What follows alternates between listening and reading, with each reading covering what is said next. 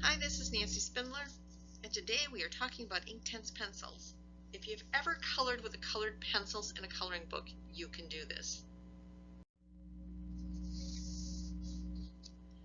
We will be talking about what are Inktense pencils, discussing using water and fabric medium with the Inktense pencils, a little bit about Inktense pencils on paper, and how to use Inktense pencils on fabric. So what are Inktense pencils? These are pencils made by the English company Derwent, who has been making pencils and other art supplies since the 1830s. They are similar to watercolor pencils, and with one big exception. Once the pigment is activated with water or some other medium, the pigment becomes permanent ink. The pencils are sold in sets. I have a set of 24 different colored pencils.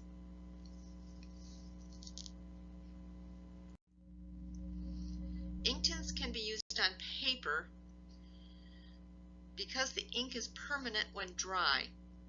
Mixed media artists like them, as other artist media such as paint won't destroy what is created with the Inktense pencils.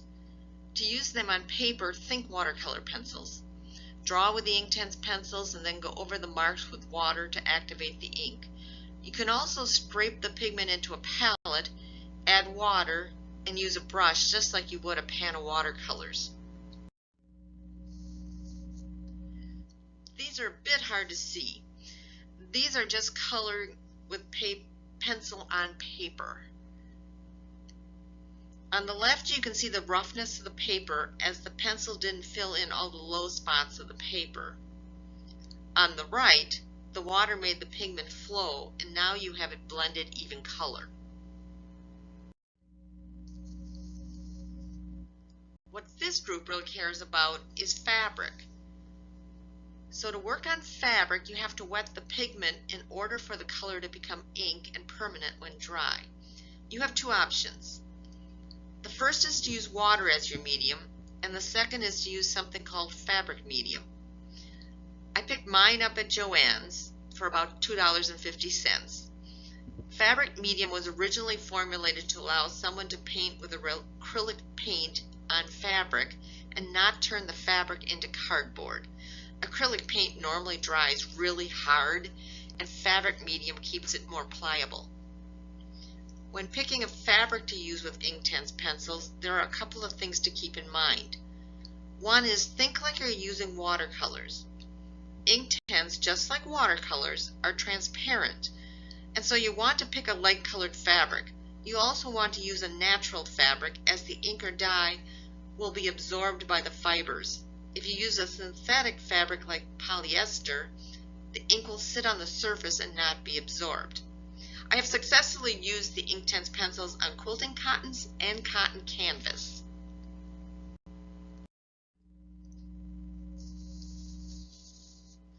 Part of the mystery of Inktense pencils is you have all these choices. Do you use water? Do you use fabric medium? Do you color and then wet the drawing, or do you wet the fabric and then do the drawing? Do you pick up the pigment as a color wash and brush it on like you would a watercolor? We're going to look at the options. So to test these, I drew a box with a marker and colored it in with a pencil, and then applied water to one and fabric medium to the other. What I found was the color bled outside my line when I used water. When I used fabric medium, it stayed where I wanted it. The color intensity was also a little bit better with the fabric medium. It's a little hard to see the color bleed in that sample, so here are some hearts. The one on the left was done using water. Here it is pretty easy to see how much of the color bled beyond the line. The blue heart was done using fabric medium. Next, I tried putting down the medium first and then using pencils. I again started with the drawn box. I found the bleeding problem was still there with water. It just wasn't as bad. Now the color intensities are pretty similar. I concluded that the best thing to do was to draw with the pencils directly on the fabric and then activate the color with fabric medium. You can always go back over again with more color pencil after applying the fabric medium. Here's a flower colored with the Inktense. The colors blend really easily and can create some pretty pieces with good coloring. So what does this look like? I recorded coloring a design. The brilliant person that I am, I decided I would try the Frixion pen and got my drawing blade down, and then I wanted to iron the wrinkles of the fabric away, and it dawned on me that I couldn't do that, I'd lose my lines. The Frixion pens are the ones where the lines erase with heat or ironing. So you're going to have to look at my wrinkled fabric.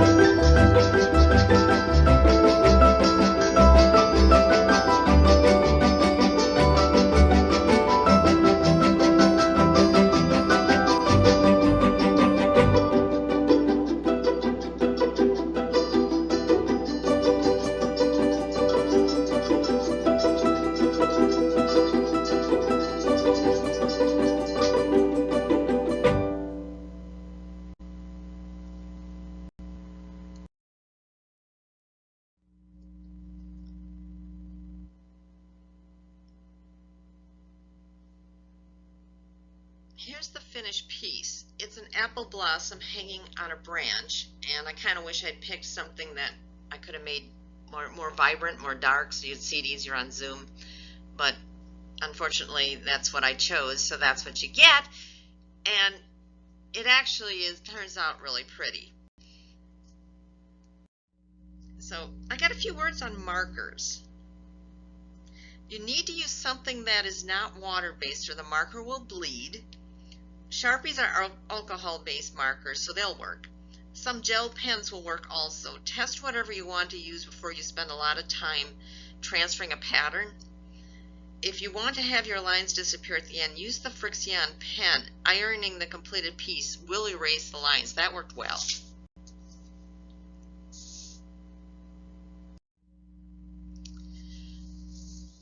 You can use the Inktense pencils like watercolors, but it takes some effort. Derwent also makes Inktense blocks, which look like pastel chalk crayons. You can use them like a pan of watercolors by placing water directly on the block. If you have pencils and want to try it out, wet your paintbrush and then pick up the pigment from the tip of the pencil and then paint with the brush. It's kind of putsy. What you can do with the Inktense pencils is only limited by your imagination. Here are some stray thoughts to get you thinking. First, if you have a quilt block with a print where the white in the print is shouting at you, use your Inktense pencils to color the white parts to some other color. You just need a little yellow-green fabric and you can't find it in your stash that is the right color. Try adding green Inktense coloring to a yellow fabric to see if that gives you the color you want. I actually did this in a collage piece where I didn't like how it was blending. I washed the color over all the fabrics and it blended everything into a more realistic look. Something I've seen at shows is someone doing this amazing whole cloth quilting and then coloring the piece using the Inktense pencils. I tried Inktense out on a few people. What I found was everyone thought they were fun. For some reason, coloring on fabric is more interesting than coloring on paper. I added a couple of more pictures. This is a fabric postcard that I did a number of years ago. I think it says 2014. Back then, I was still using water and it bled a lot, and I obviously kept the worst one for myself. This is bobbin work with a heavier thread, and then I colored with the Inktense. I also grabbed a picture from Nancy Prince. She does these scenes using the Inktense. She did so much trial and error with the water and the fabric medium that she ended up developing her own fabric medium and sells it on her website. She wasn't happy with anything she found out on the market.